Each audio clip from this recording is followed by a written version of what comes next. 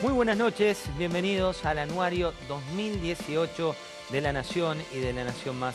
Pasó volando este año, un año intenso, un año en el cual la economía tuya, la mía, la de todos estaba un poco peor, pero no quisimos quedarnos con eso, quisimos quedarnos con historias que te inspiran, con historias que tienen que ver con superación, con historias que tienen que ver con el periodismo puro de este año, con historias que hablan de un cerrajero que miró y de golpe descubrió una estrella, con aquel parrillero que dijo le quiero cambiar la vida a mi familia y armó un proyecto que hoy es de vanguardia a nivel internacional. Y también con dos personas para arrancar, dos personas que tienen que ver con la investigación del año. Por un lado, Diego Cabot, el señor de los cuadernos. ¿Por qué vamos a hablar con él? Porque le vamos a preguntar lo que no conoces de esa investigación. ¿Qué pasó el día después?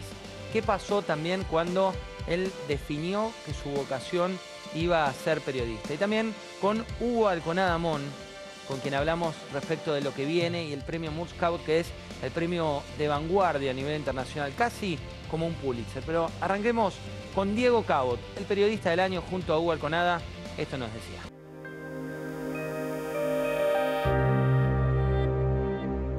Diego, ¿cómo vas a recordar? Mira, estamos acá en pleno archivo. ¿Cómo vas a recordar tu 2018? Bueno, definitivamente como un año distinto, ¿no? Tuvo como muchas idas y vueltas, fue tremendamente intenso. Cuando se supo todo, digamos, la investigación de los cuadernos allá por el 1 de agosto fue, si querés, un mojón, porque bueno, el trabajo de ponerle el cuerpo a esa investigación fue intenso, pero antes de eso hubo como una cosa por ahí, sin duda, que menos conocida, pero que me generó también muchísimas presiones, decisiones, cosas que hacer.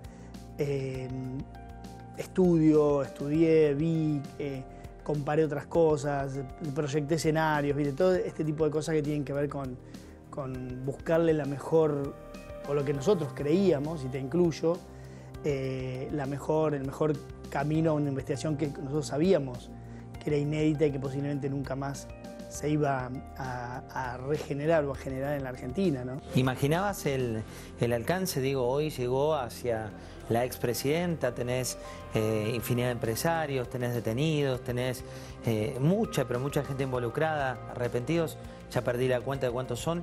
¿Imaginabas este efecto dominó?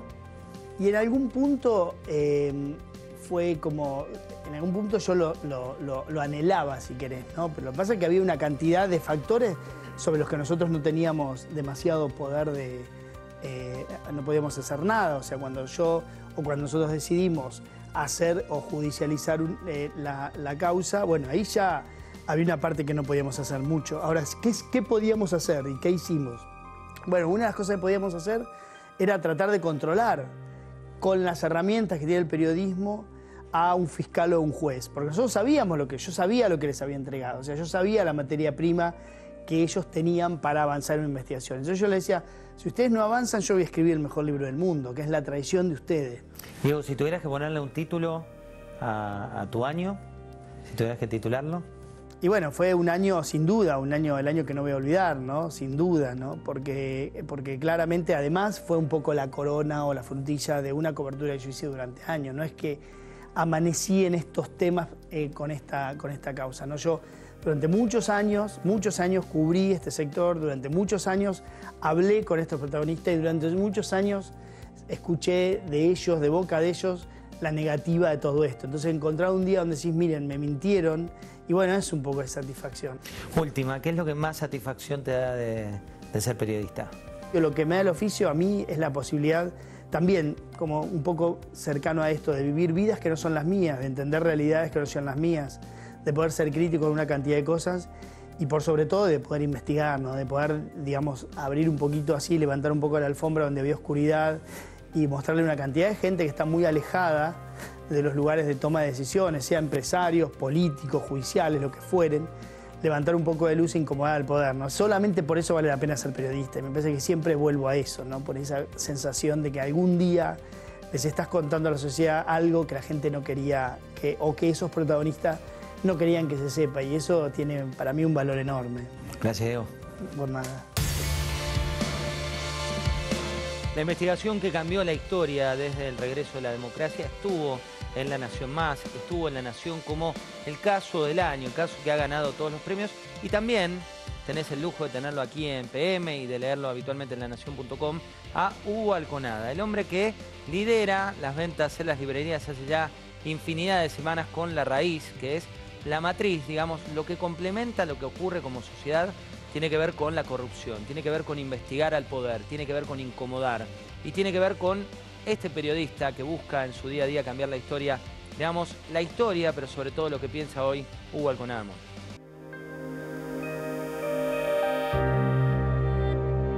Hugo escribió este año el libro más vendido, lleva 10 semanas consecutivas estando número 1 en ventas de la Argentina y también ganó uno de los premios.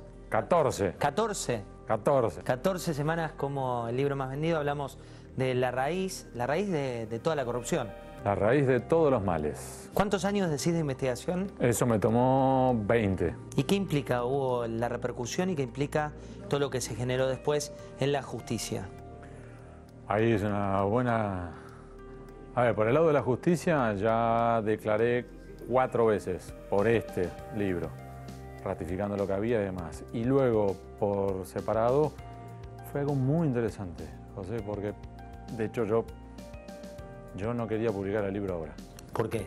Porque consideraba que no era el momento. De hecho, aposté en contra del libro con el equipo de Planeta y terminé perdiendo, porque yo decía, este no es el momento, la gente está desgastada, cansada, con plena recesión, y este es como un libro que pegarte con el canto del libro en los dedos. Y lo que quiere la mayoría es desconectar el cerebro, llegar a la casa y ver algo, una serie en Netflix. Y la editorial me dijo, no, vas a ver que es el momento. Y entonces la editorial terminó adelantando incluso la publicación del libro y yo terminé perdiendo la apuesta. Perdí pizzas y birras. El libro es un aluvión de datos. Digo, cuando uno lo empieza a leer, lo que te marca es una investigación muy profunda en rubros muy distintos, que van desde la corrupción en la política hasta los empresarios, hasta gobierno actual y gobiernos anteriores. ¿Qué es lo que más ruido te generó en tu carrera hoy de esa raíz? Creo que precisamente la combinación. Es decir, que un sector por separado no alcanza. Es decir, con la presión política no es suficiente. Con la presión o el entramado empresario tampoco. Pero es la combinación de los distintos jugadores de ese sistema lo que permite un entramado que por un lado genera corrupción y por otro lado garantiza impunidad. Entonces, en definitiva, es un político y un empresario que acuerdan un negociado y que en definitiva eso termina llevando a que el político luego presiona a los jueces y fiscales, que el empresario compra el silencio de un periodista y que además arreglan con la CIDE para que aprieten a tal o cual. Y es en ese entramado en el cual se genera esto, negocios y todos impunes. Dos últimas. Una, ¿qué generó para vos y tu familia ir a recibir el Moore Cabot, que para el mundo de los periodistas es como una aspiracional casi inalcanzable? Creo que lo mejor fue la posibilidad de ir rodeado por la familia. Por razones de seguridad y demás, por lo general en la Argentina nunca me muevo ni con mis hijos ni con mi esposa, ni para premios, ni para presentaciones de libros, ni nada. Y entonces fue una oportunidad hermosa de poder estar con los chicos y mi mujer y disfrutarlo juntos. Última, ¿qué es lo que más satisfacción te da de tu rol de periodista y de tu día a día? Que de vez en cuando escribimos sobre los temas que duelen, sobre los temas que incomodan, los temas que molestan, y escribimos sobre el verdadero poder.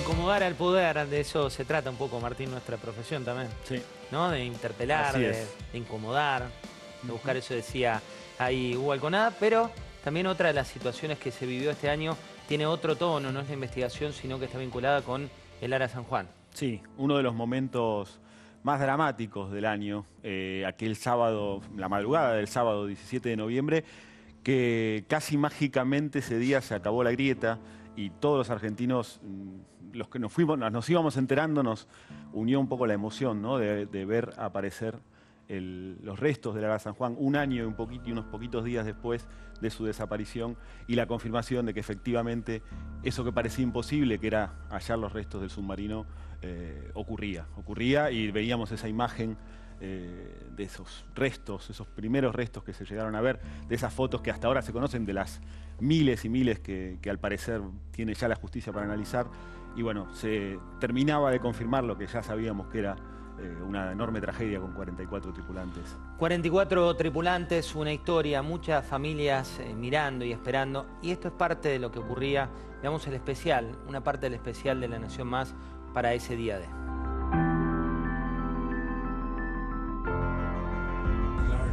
Yes, this.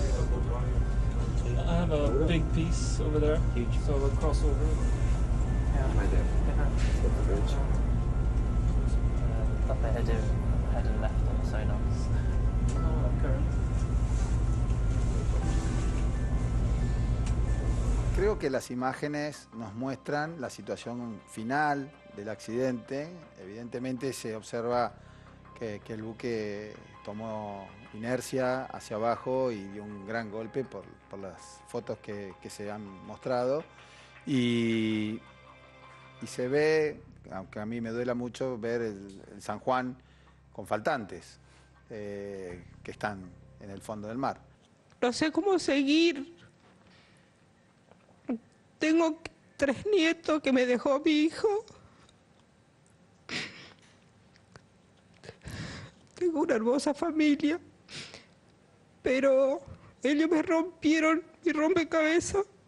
Me sacaron una pieza, mi pieza más preciada que tenía. Aquí está con nosotros Enrique Balbi. Quería preguntarle, Balbi, usted estuvo desde el comienzo dando el parte día tras día, que todos los argentinos estábamos muy atentos, sobre todo, por supuesto, los familiares. Quería saber cómo vivió también usted toda esa transición. Bueno, obviamente fue una experiencia muy difícil, día a día. Hubo llantos también, con mi familia, con mi equipo de trabajo, por ser submarinista y porque muchos de mis subordinados estaban parte de los 44. Obviamente es una tragedia. Todos los hombres y mujeres de la Armada, obviamente también los familiares, con diferente dolor, pero todos lo hemos sufrido. Es una tragedia para las fuerzas submarinos, para la Armada Argentina y creo que para todos los argentinos, y me arriesgo a decir a la comunidad internacional submarinista. Y la pregunta es quién ganó, quién perdió con la situación política, Martín, que se atravesó a través de esta tragedia. Bueno, el gobierno consiguió algo de alivio con el hallazgo, por lo menos de haber podido ejecutar, aunque tarde, un año después, la búsqueda y concretar el hallazgo. Pero claramente el gobierno tiene todavía muchas explicaciones que dar, ¿no? Y ahí viene lo que falta después del hallazgo, que es descubrir qué pasó y poder explicar qué pasó. Esto también tiene que ver con la desinversión que hay en términos de tecnología, de protección. Digo, habría un debate mucho más amplio. Sí, de ¿para qué tenemos a las Fuerzas Armadas? También se termina hablando si lo llevas a la pintura grande, ¿no? Hay un problema de inversión en las Fuerzas Armadas, hay una gran duda de si el Ara San Juan estaba en condiciones de navegar, si estaban bien hechas las reparaciones, si realmente pasó algo que podría haber sido humanamente evitable, ¿no? Además de las dudas de cómo se llegó a la tragedia, qué pasó en aquella noche en el que el submarino reporta una falla y le ordenan seguir viaje hacia Mar del Plata, por qué más ocurrió dentro del submarino para llegar a esta tragedia. Todo eso es lo que falta saber y es lo que de alguna manera cerraría el círculo del todo, no solo el hallazgo del submarino hundido, sino explicar realmente qué pasó, y esa es una tarea que hoy tiene la justicia y que va a determinar definitivamente si esto al menos se consigue cerrando. El que haya aparecido también generó ciertas especulaciones, algunas teorías conspirativas en términos Sí, la fecha, políticos, ¿no? por Sobre la todo el fecha. tema de la fecha. ¿Cuál de es que tu opinión ahí? se cumplía prácticamente un año, aunque fueron algunas horas después. A mí me cuesta creer que el gobierno haya especulado de esta manera, ¿no? Para llegar a una suerte de aniversario feliz, aunque no hay felicidad que valga cuando lo que estamos terminando de comprobar es una tragedia en la que murieron 44 personas. Me cuesta creer en esa teoría conspirativa que no tiene tampoco mucho más sustento que la casualidad de la fecha, ¿no? Y también que estaba a punto de abandonarse la búsqueda, ¿no? Y ahí es donde cuesta creer que alguien haya podido manipular la fecha, porque los propios familiares que estaban arriba del barco de alguna manera fueron los que participaron en esta presión adicional para decir, bueno, hagamos algún intento más con esa última prueba que se había encontrado, con esa última señal sospechosa, que es la que definitivamente termina dando con el submarino. Me cuesta mucho creer en esa teoría conspirativa, claramente. Gracias, Martín. A vos. Y de aquí nos vamos a otro mundo, un mundo que tiene que ver con los deportes. ¿Por qué? Porque fue el partido del papelón, la final que no pudo ser en el Monumental, una fiesta a la cual gran parte de las familias esperaban, una fiesta que finalmente no se produjo y terminó en España, terminó jugándose en el Bernabéu. Pero también hubo una historia que tiene que ver con la superación. Me refiero al arquitecto de la felicidad, me refiero a Marcelo Gallardo, que alcanzó su 9º título como director técnico de River Plate, el 6º de carácter internacional, y también la conquista terminó de alcanzarse en el Santiago Bernabéu. Para aquellos que somos hinchas de River, un festejo inolvidable. Escuchemos al arquitecto de la felicidad.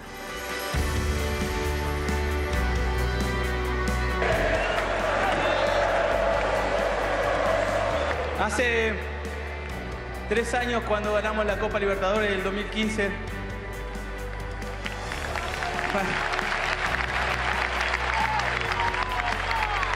parecía mentira, ¿no? Pero fue un sueño hecho realidad. Y me acuerdo de las últimas palabras justamente en este mismo estadio, ahí en la mitad de la cancha, cuando me dieron la posibilidad de expresarme, y le dije de corazón a todos los hinchas que agradecía el momento y que íbamos por más, ¿se acuerdan?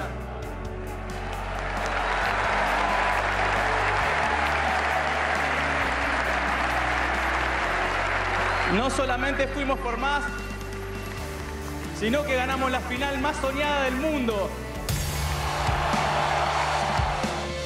Un grande, el arquitecto de la felicidad. Si sos de Boca, no te enojes, no te enojes, porque nuestro damero, ese damero que ves ahí al final, tiene muchas historias. Algunas te van a poner de mejor humor, si sos hincha de Boca o de otro cuadro, que la historia de triunfo de River, como la que muestra ahí el muñeco Gallardo. Pero también vamos a ver durante toda esta jornada, durante esta hora que tenemos por delante, otras historias, algunas muy positivas y otras que te van a inspirar. Quédate, que ya volvemos con mucho más Anuario 2018 por La Nación Más.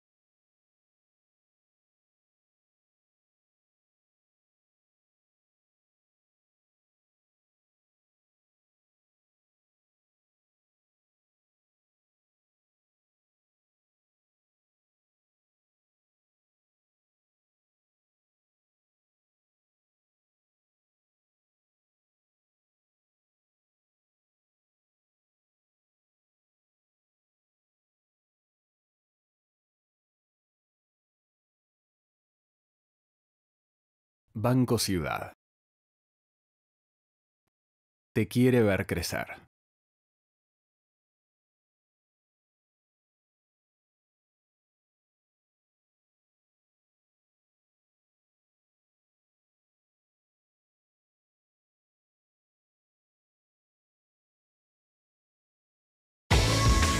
Superviel. Somos el banco de todos aquellos que buscan superarse. Superate. Superviel.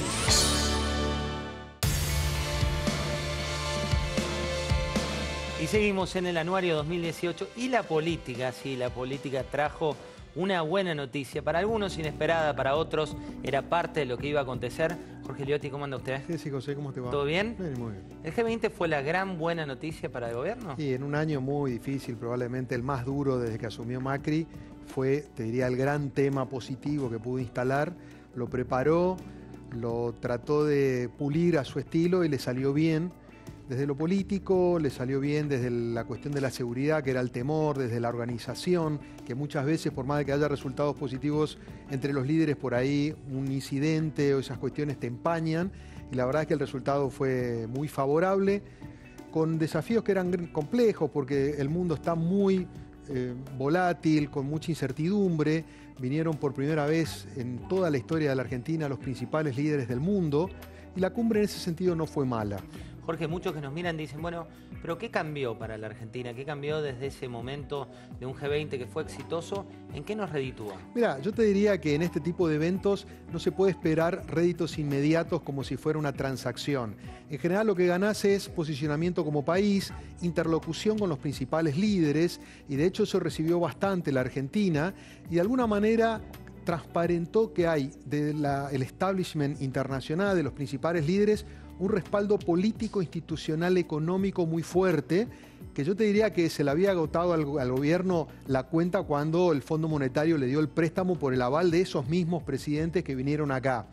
Falta todavía la parte de los mercados, ¿no? Que es lo que tiene un poco las turbulencias en este final de año tan complicado. Pero lo que pueden hacer los gobiernos del mundo, empezando por el de Estados Unidos, que dio un explícito respaldo en este sentido, quedó plasmado ahí. Hay un apoyo general a la Argentina. Ahora, insisto, falta de los mercados, ¿no? De golpe, el Teatro Colón mostró un perfil de presidente distinto, ¿no? Un presidente que lloraba, un presidente que se emocionaba frente a Angela Merkel, con la primera dama que lo abrazaba. Ese costado humano reditúa en encuestas también. Sí, claramente, porque lo muestra como muchas veces el programa que se muestra más personal, más humano. Él tiene un tono de discurso muy racional, típico quizás de un ingeniero devenido en político, y da la impresión de que, más allá de haberse emocionado con el espectáculo, hubo una suerte de catarsis después de 6 meses que habían sido muy complicados, donde él la pasó muy mal porque la crisis arrancó a fines de abril y más o menos amainó tipo octubre, noviembre, poco antes de la crisis. Entonces me parece que hubo ahí una especie de exteriorización de decir, bueno, esto por lo menos nos salió bien, y ese reconocimiento lo quebró y bueno, hizo trascender una imagen distinta, inusual del presidente, sobre todo rodeado de ese tipo de colegas como los que tenía en el palco del Colón en ese momento, ¿no? Jorge, ¿lo ves como el inicio de la campaña? Bueno, el gobierno lo trata de utilizar como una palanca. Me da la impresión de que no va a ser tan redituable porque va a pasar tiempo y porque en general en la mayoría de los países y en particular la Argentina, la política exterior no es una prioridad. Entonces cuesta mucho trasladar eso. El gobierno lo va a usar, como va a usar el tema de seguridad, va a tratar de rodear la cuestión económica que le es adversa y tratar de instalar otros tópicos que le resulte más favorable. Yo creo que esa imagen, o la del Colón, o de la foto de familia del G20, va a aparecer en campaña como diciendo, dentro de las cosas que logró el gobierno, logró una reinserción para estar más o menos al nivel del resto de los líderes mundiales, ¿no? Gracias, Jorge. A vos, José. Y también fue un año de un antes y un después, un año en el cual Telma Fardín salió a la cancha y salió a hablar en nombre de muchas mujeres, mujeres que durante una historia plagada de silencios dijeron ya basta, basta, vamos a hablar. Mirá cómo nos ponemos, fue el hashtag, pero fue mucho más que eso.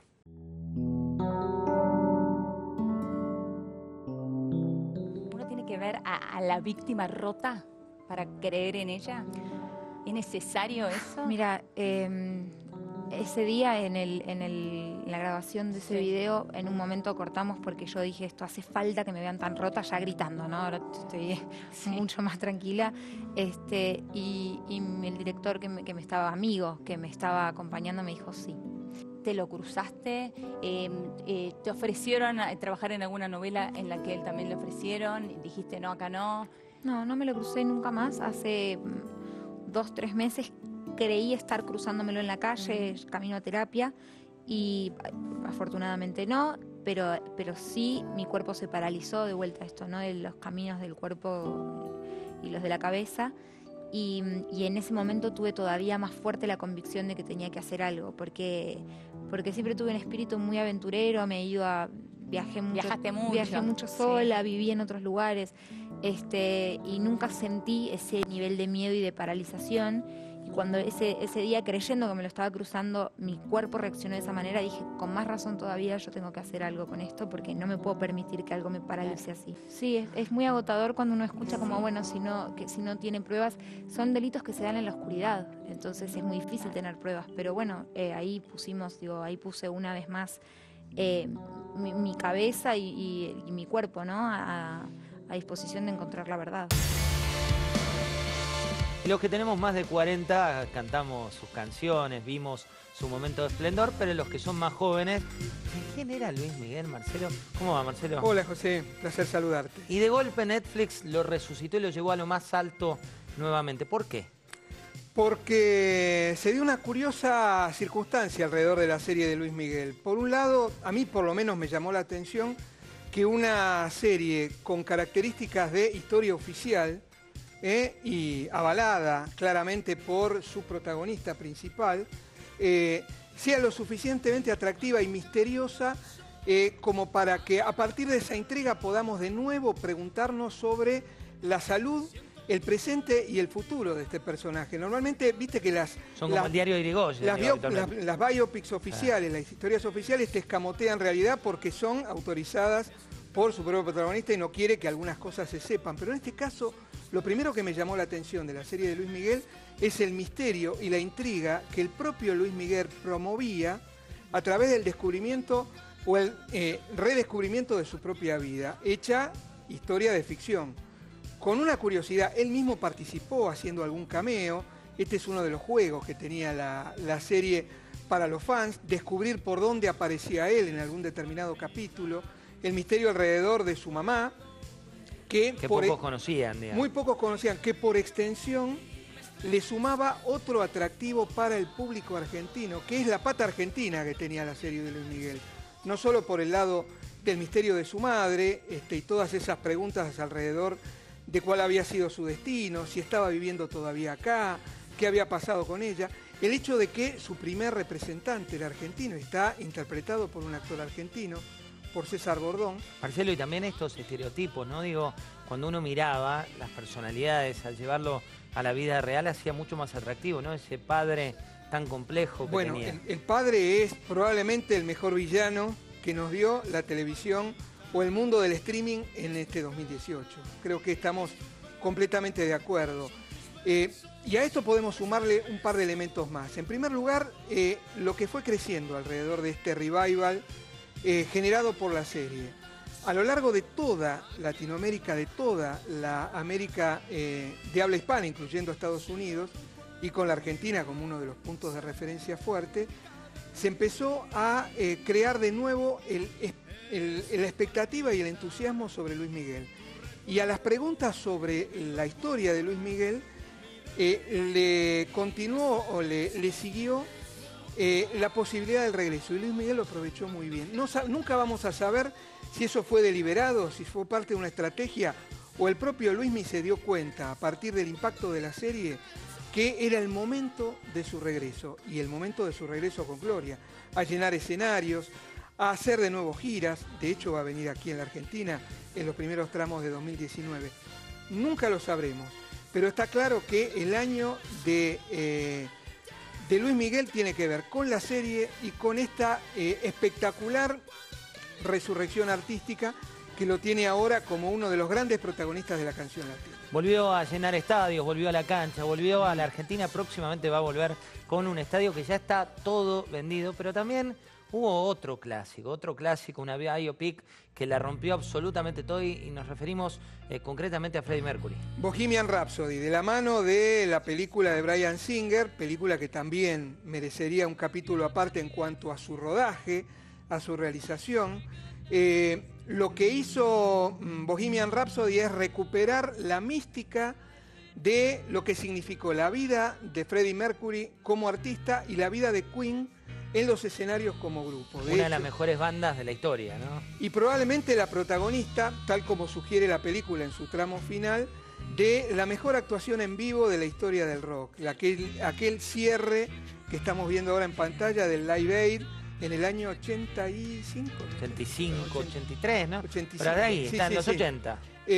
Con esa reaparición, la película cuenta todos los avatares de la separación de Queen, de la frustrada carrera solista de Freddie Mercury, ya estragado por las drogas y expuesto a las malas compañías, y después ese regreso triunfal que fue casi también una despedida anticipada. Sabemos que Freddie Mercury murió pocos años después de esa enfermedad que todavía seguía siendo un misterio. Era innombrable, y un tabú. ¿verdad? Exactamente, la peste rosa, como la llamaban en algún momento, como fue la del SIDA.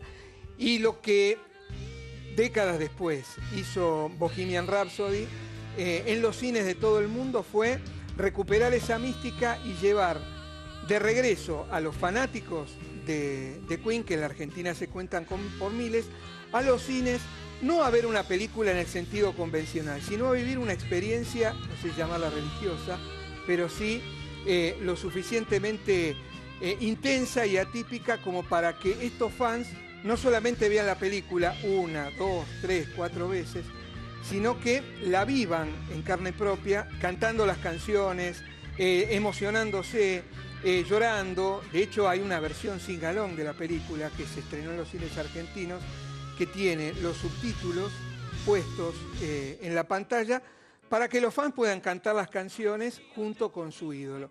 Y esto hizo, a vos que te gustan tanto los números, y la industria que está detrás del fenómeno del espectáculo, hizo que Bohemian Rhapsody en apenas 7 semanas en la Argentina se convirtiera en la 6ª película entre las más vistas de todo el año en el mercado local. Qué golazo, Marcelo, gracias. A vos. De aquí nos vamos a otro mundo, el mundo de un parrillero, el mundo de un emprendedor, el mundo de uno de los que quiere cambiar la historia diciendo, en un país en el que todo parece tener impedimentos, yo voy y te hago la mejor parrilla.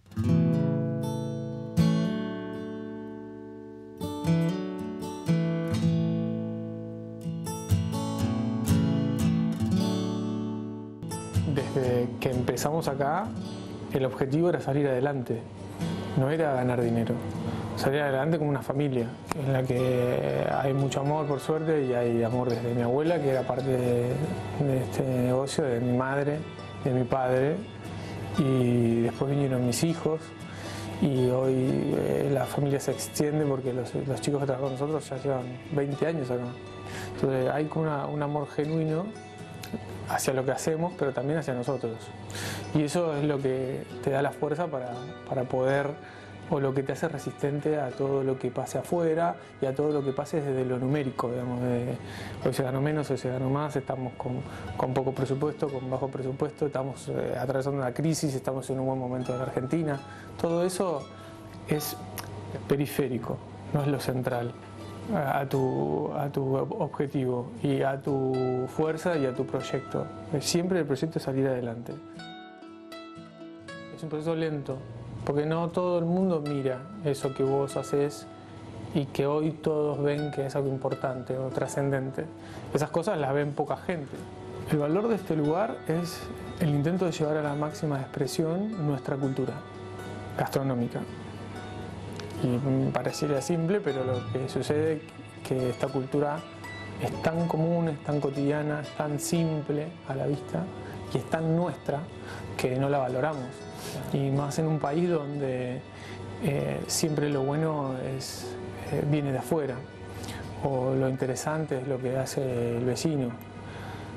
Somos así como pendulares, ¿no? Vamos como somos los mejores, pero no somos los peores todo el tiempo. Y ahí, entre ese somos los mejores y somos los peores, ese ida y vuelta nos distrae de muchas cosas que somos realmente muy buenos, que somos excepcionales.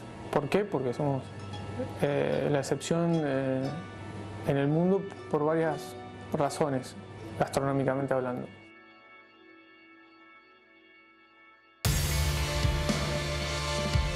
No perder la humildad, ¿no? Otro de los rasgos de este 2018 y, por qué no, de todos los años. Ahí ves, un damero que continúa, un damero que tiene que ver con historias que inspiran. No te vamos a cargar de negatividad porque estamos ya en diciembre, es 2018, te querés acordar, viene 2019. Quédate, que ya volvemos.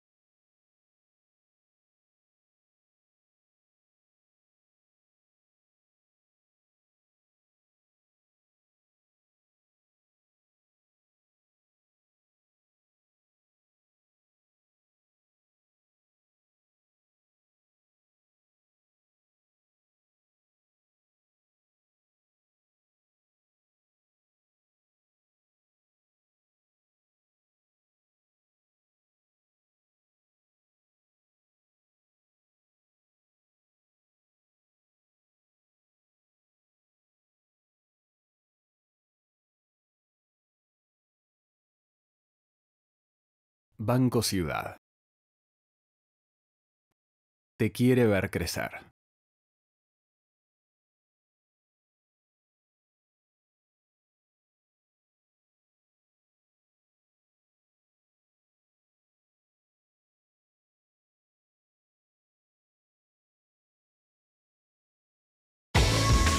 Superviel. Somos el banco de todos aquellos que buscan superarse. Superate. Superviel.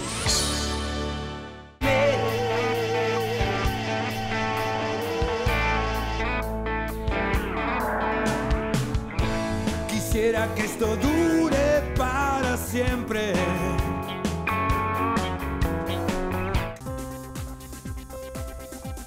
Newmark Grubb Macri. Servicios inmobiliarios corporativos.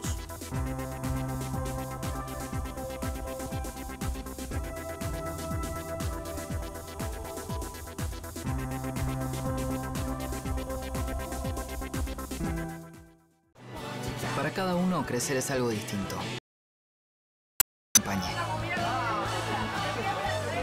Banco Ciudad te quiere ver crecer.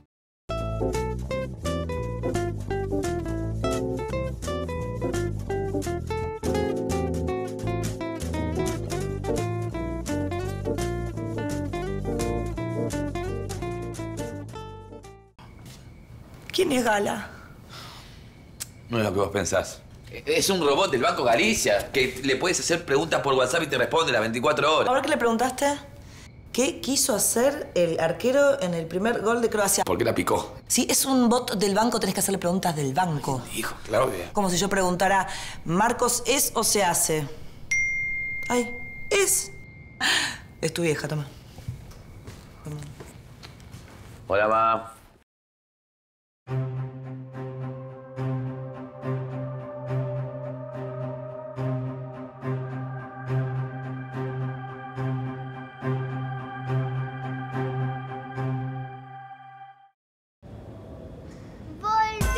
Feliz Navidad para todos.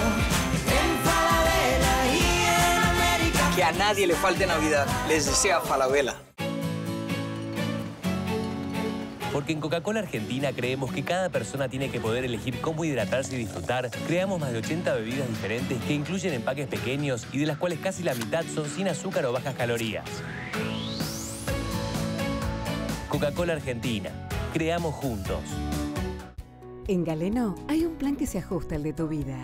Contamos con la red de sanatorios propia más grande del país, cobertura internacional, la mejor cartilla médica y los mejores beneficios.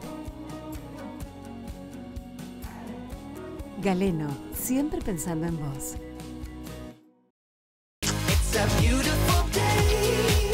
Oh, oh, oh, and I'm gonna be just fine. Yeah. It's a beautiful day. Oh, oh, oh, and I'm gonna be. La tecnología, las pantallas, los smartphones, todo eso que usas hoy necesita de la minería. Pero esa no es la única relación que una minera tiene con el futuro. Porque una minera significa desarrollo de la industria en la provincia, contribuyendo al crecimiento de toda la región. Somos Minera Andina del Sol. Si a vos te encanta todo eso, es porque a nosotros nos encanta nuestro trabajo. En Syngenta, hacemos insumos para el campo, para que puedas tener en tu mesa alimentos saludables y de calidad. En Syngenta, nos encanta hacer las cosas bien.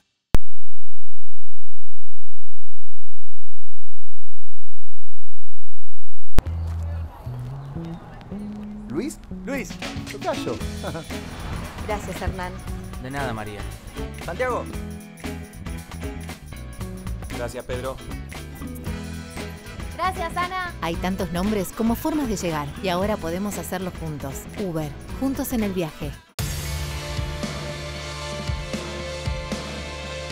Y también el 2018 nos deja muchas y lindas historias, algunas más profundas, otras más emotivas.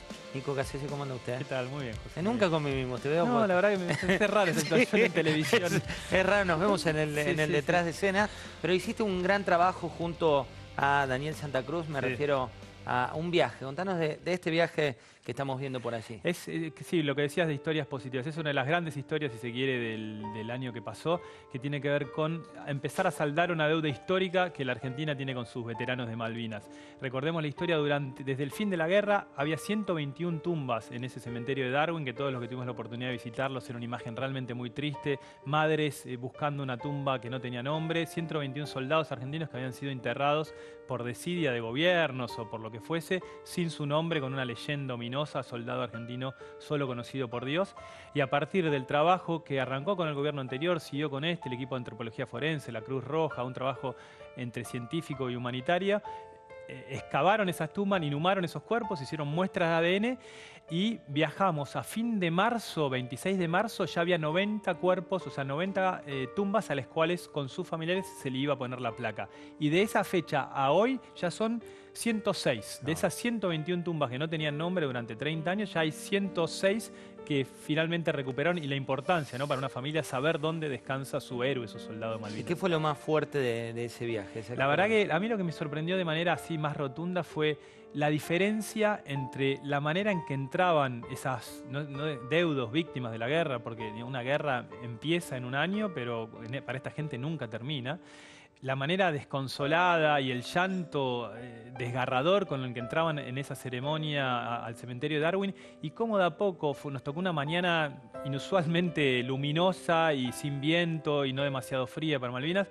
El clima acompañó, y a lo largo de las horas, que pasaron un par de horas, no muchas, en ese cementerio, cómo le fue cambiando el rostro, cómo fue cambiando el semblante, y termina esta escena que arrancó con gente llorando, desgarrada, todos formando detrás de las cruces, sacándose una foto con el soldado británico que había ayudado en la identificación con Geoffrey Cardoso, un gran héroe de esta historia, sacándose una foto con el rostro sonriente. Los rostros al final de ese viaje en el avión eran completamente diferentes a cómo había arrancado. Así que te diría que lo más importante fue eso, como un acto mínimo de ponerle el nombre a una tumba generó un alivio tan notorio ya, digamos, en el rostro, en el gesto de las víctimas, ¿no?, de los familiares de los soldados de Malvinas. Nico, otra de las historias que cubriste, que lo hiciste con un equipo, en este caso con Mauro Risi, fue la de Venezuela, ¿no? Pero más que nada las historias de personas. ¿Cómo fue eso? Nosotros lo que teníamos ganas de ver, cualquiera que en la Ciudad de Buenos Aires que se ha pedido un globo o ha ido a un restaurante, es impresionante la cantidad de venezolanos que están trabajando acá en la ciudad. De hecho, pasaron a paraguayos y bolivianos como la principales inmigrantes. En la ciudad queríamos ver de dónde venían. Entonces fuimos a la frontera con Cúcuta con Colombia, para ver el inicio de este periplo. Estábamos tratando de encontrar gente que viniese a Buenos Aires. Y nos encontramos con un mundo increíble. Ahí en esa frontera ya son casi 2 millones los exiliados de Venezuela en una crisis migratoria que ha sido calificada por la ACNUR como la más grave de América Latina en toda su historia. Hubo diálogos, hubo palabras, hubo testimonios. Veamos algunos de ellos.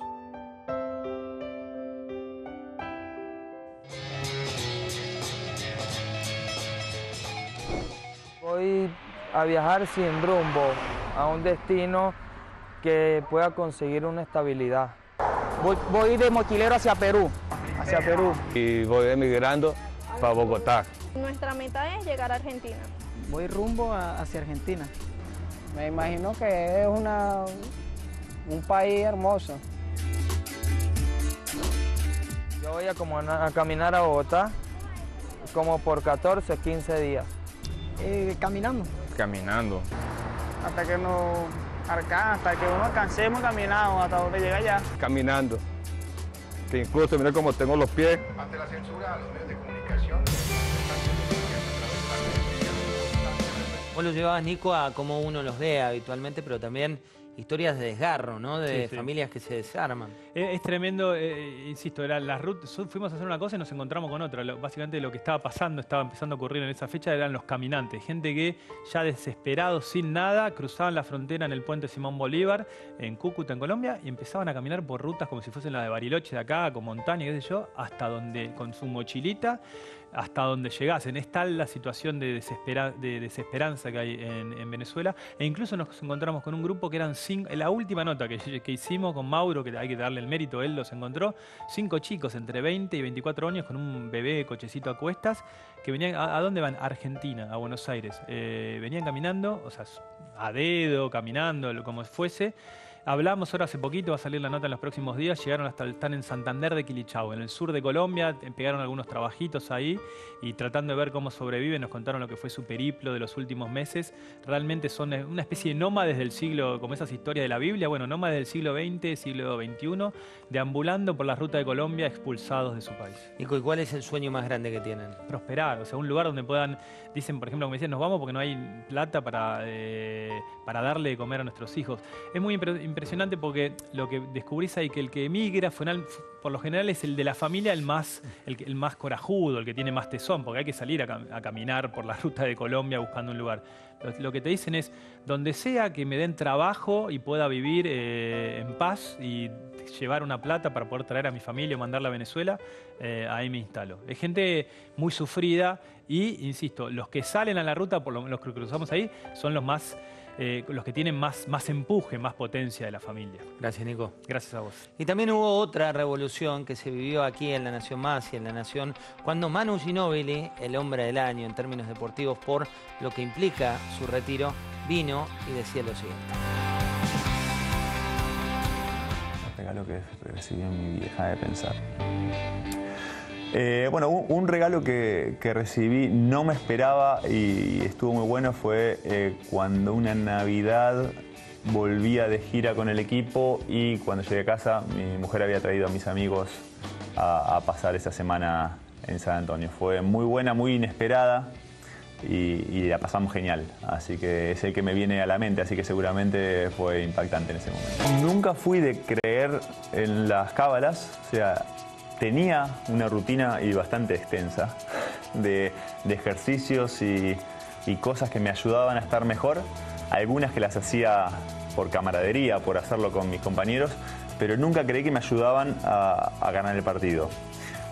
Pero mi rutina de entrada en calor era prácticamente igual los 82 partidos que me tocaban jugar y te diría de los últimos 4 o 5 años. Así que está bastante grabada en mi memoria. Un montón de pensamientos, de cosas pasan por tu cabeza durante la competencia. La mayoría te diría que son sobre el sistema de juego, la estrategia a seguir en cada minuto, con cada rival, cómo defenderlo y demás. La mayoría pasaba por ahí, pero había momentos en que cualquiera que podía estar pensando mañana que me tenía que despertar para llevar a los chicos a la escuela. Dependiendo del partido, dependiendo de cómo iba, pero te diría que en general estaba bastante enfocado pensando en el juego. Cuánto aprendizaje en este 2018 compartido, cuánto periodismo, cuántos rubros tan distintos, ¿no? Desde sociedad hasta esta charla que fue a teatro lleno ahí en el Maipo con Manu Ginóbili. La entrevista la hizo Juan Pablo Barsky y desde que llegó, desde el minuto 1, la gente se puso de pie y lo empezó a aplaudir. ¿Por qué? Por esto que te decía hace un rato. La humildad es el secreto de los grandes y Ginóbili todo el tiempo se mostraba como uno más. Inclusive acá en la redacción, que firmó más de 20 camisetas, la gente lo rodeaba, lo vivaban.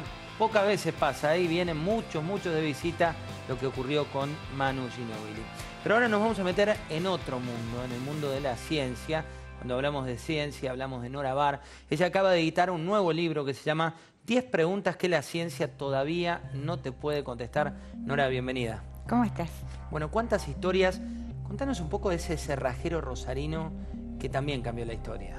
Bueno, este año se dio a conocer en un paper científico en una de las revistas más prestigiosas del mundo, Nature, que un astrónomo aficionado, a la sazón un cerrajero rosarino, había descubierto algo que venían persiguiendo los astrónomos desde hacía décadas, que es, logró captar desde el techo de su casa, donde armó un pequeño observatorio, logró captar la explosión de una supernova. ¿Qué es el nacimiento de una estrella? La supernova es, al revés, la muerte de una estrella. ¿Qué ocurre con las estrellas que son más grandes que nuestro Sol? Hay distintos tipos de supernova, pero en general pueden transformarse en una gigante roja y cuando llegan a un punto crítico explotan. Pero explotan, para que nos demos cuenta de lo inusual de este fenómeno, para que lo pueda captar una persona desde un punto determinado del planeta, explota más o menos una vez cada 100 años por galaxia, o sea, entre miles de millones de estrellas. Bueno, Víctor Busso, aficionado a la astronomía desde que tenía 11 años, estaba esa noche, el 20 de septiembre de 2016, fue en 2016, pero se publicó este año, estaba probando una nueva cámara que se había comprado. Entonces dijo, bueno, voy a subir, como hace muchas veces, muchas noches, era la medianoche, ajusta la cámara, enfoca una región del cielo conocida y bueno, se necesitaba un ojo avesado como el de Víctor Busso. Que supiera y que haya estudiado más allá de que fuera amateur, ¿no? Exactamente, un amateur pero que sabía muchísimo. Y entonces de repente vio un puntito en un lugar donde antes no había nada, porque fue sacando una secuencia de fotografías. Enseguida se dio cuenta de que esto era algo absolutamente inusual y él pensó en una supernova, dio aviso a otros observatorios del mundo para que enfocaran también sus telescopios hacia esa región del espacio y efectivamente era la explosión de una supernova, algo que no se había captado nunca antes. Nora, ¿y cuántas de estas historias, hablamos de un cerrajero que tiene una pasión, que lo hace de manera amateur, que se convierte en referente a nivel internacional por esa publicación? ¿Cuántas de estas historias pescás habitualmente y cuánto disfrutás? No, es muy inusual. O sea, hay muchos amateurs, incluso en este momento hay programas de ciencia ciudadana que son maravillosos, donde un ciudadano que no tiene ninguna formación científica puede colaborar en un proyecto de investigación. Por ejemplo, se está haciendo un proyecto de cómo son los nidos de los horneros. Entonces, cualquiera que vea un nido de un hornero puede fotografiarlo, puede enviarlo a un sitio. Hay amateurs muy avesados, especialmente en el caso de la astronomía. Hay observadores de pájaros, pero lograr una primicia como esta, como fue la de Víctor Busso, es tan primicia, tan impresionante lo que captó, porque pensemos que la posibilidad de que se diera, bueno, en un punto del planeta, que la noche estuviera despejada, que no lloviera de manera que pudiera observar el cosmos, era de una entre 10 a 100 millones. Mucho más difícil que sacarse la lotería. O sea que Víctor de alguna manera se sacó la lotería cósmica. ¿Y le cambia la vida a alguien que se saca la lotería cósmica? Y bueno, él queda en los libros de historia ya, porque él es uno de los autores del trabajo científico que se publicó en Nature. Lo tomaron todos los medios del mundo. La Nación, debo decir que creo que fuimos los primeros. No me sorprende por vos. No. Se dio justo una situación tan inusual que ocurriera en la Argentina, en Rosario, pero luego lo tomaron el New York Times, The New Scientist, The Guardian, todos los diarios del mundo, porque era justamente tan poco habitual que alguien que no es un astrónomo profesional pudiera hacer un hallazgo de estas dimensiones. Nora, un placer tenerte acá. Muchas gracias. A vos, por supuesto. Ahí está, Nora Barr. Acordate, lee su libro porque vale la pena cada vez que Nora escribe algo y le pone su firma. Es una distinta, de esas que tenemos la suerte de compartir aquí en la redacción de La Nación. Y para cerrar, tenemos un caso que es el de Delfina Piñatelo. Te hablo de emociones en el podio, te hablo de una chica prodigio de la natación que protagonizó el momento cumbre de los Juegos Olímpicos de la Juventud en la ciudad de Buenos Aires, otro de los hitos que hemos tenido este año. Su reacción fue espontánea, una reacción que te muestra que amaba a su abuela que recién había fallecido y que conmovió absolutamente a todos. ¿Por qué? Ella ganó 2 medallas de plata en la competencia, pero cuando mostró ese tatuaje que hablaba de su abuela que ya no estaba, demostró que el futuro también se construye con la historia que cada uno tiene, la historia de ese pasado que tenía que ver con la abuela y la historia de una proyección internacional que surgió a partir de los Juegos Olímpicos de la Juventud con ese tatuaje, el corazón, la abuela, esa marca, esa señal, como diciendo que todo tiene que ver con lo que pasa en el mundo, que todo tiene que ver con lo que ocurre a nivel historia, el ADN de cada uno. La abuela que le marcó la vida y la abuela que en algún lugar la estaba mirando para cerrar ese 2018. Un panel con emociones en el podio, un panel con Ginóbili, con Gallardo, con historias que te inspiran, con el cerrajero que descubrió la muerte de una estrella, con Luis Miguel que renació a través de una serie y que tiene que ver con lo que hacemos aquí en La Nación Más, lo que hacemos en La Nación, rescatar historias, tratar de inspirarte, tratar de demostrarte que aunque a veces uno mira y dice, oh, qué complicada la tengo, siempre hay otro que dice, ante una complicación vamos a superarla. Y de eso se trata 2018 y esperemos que 2019 tenga muchas más de estas historias y que sea más tranquilo para todos los argentinos. Felicidades, gracias por haber estado del otro lado.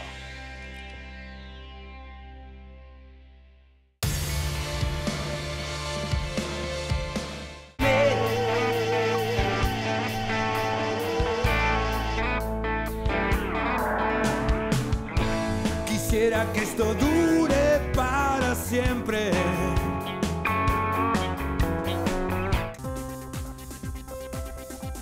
Newmark Grab Macri.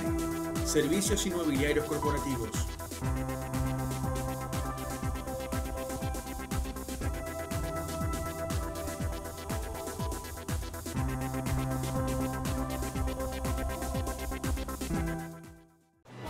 Para cada uno, crecer es algo distinto. Banco Ciudad te quiere ver crecer.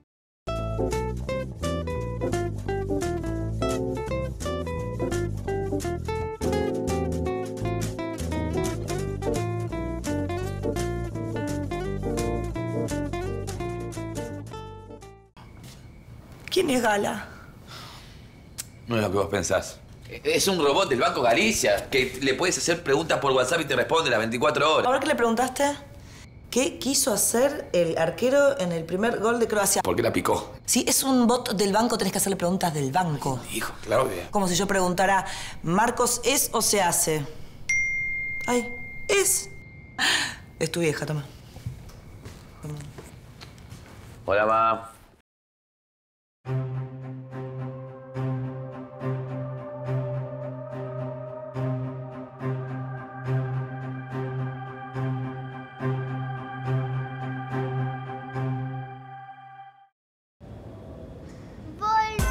Feliz Navidad para todos. nadie le falte Navidad. Les desea Falabella. Porque en Coca-Cola Argentina creemos que cada persona tiene que poder elegir cómo hidratarse y disfrutar, creamos más de 80 bebidas diferentes que incluyen empaques pequeños y de las cuales casi la mitad son sin azúcar o bajas calorías. Coca-Cola Argentina. Creamos juntos. En Galeno hay un plan que se ajusta al de tu vida. Contamos con la red de sanatorios propia más grande del país, cobertura internacional, la mejor cartilla médica y los mejores beneficios. Galeno, siempre pensando en vos. It's a beautiful day. Oh, oh, oh, and I'm gonna be just fine. Yeah. It's a beautiful day. Oh, oh, oh, and I'm gonna be. La tecnología, las pantallas, los smartphones, todo eso que usas hoy necesita de la minería. Pero esa no es la única relación que una minera tiene con el futuro. Porque una minera significa desarrollo de la industria en la provincia, contribuyendo al crecimiento de toda la región. Somos Minera Andina del Sol. Si a vos te encanta todo eso, es porque a nosotros nos encanta nuestro trabajo. En Syngenta, hacemos insumos para el campo, para que puedas tener en tu mesa alimentos saludables y de calidad. En Syngenta, nos encanta hacer las cosas bien.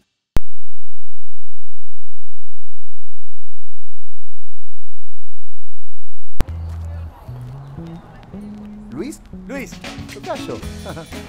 Gracias, Hernán. De nada, María. Santiago. Gracias, Pedro. Gracias, Ana. Hay tantos nombres como formas de llegar y ahora podemos hacerlo juntos. Uber, juntos en el viaje.